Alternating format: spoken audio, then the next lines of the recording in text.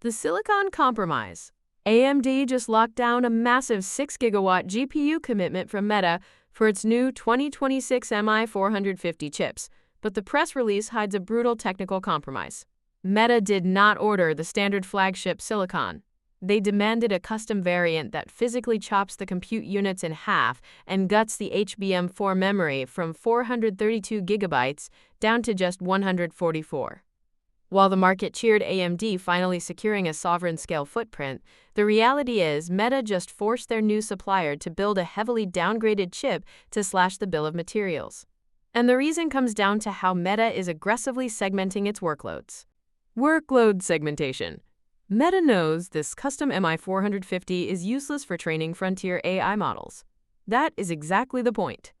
They are strictly segmenting workloads to protect their capital expenditure. Meta will still pay Nvidia's premium for Vera Rubin clusters to train massive foundational models.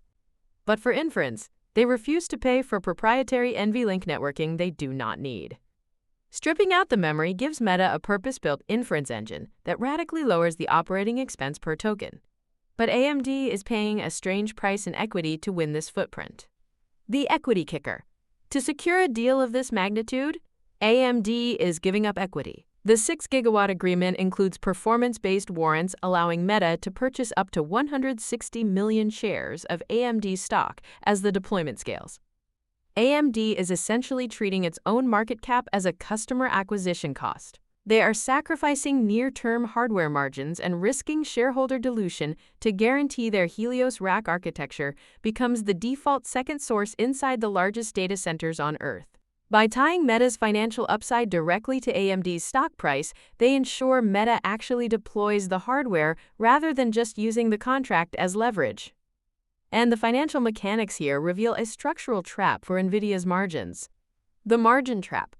The real implication here is not that AMD built a better chip. It is that hyperscalers are finally breaking Nvidia's pricing power through brute force workload segmentation.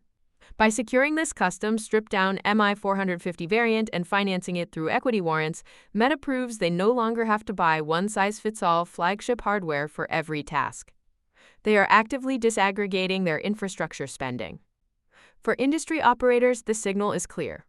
Nvidia's massive data center margins were subsidized by hyperscalers having no alternative but to over-provision. Now that Meta has a credible, utility-scale second source for inference, that forced premium evaporates.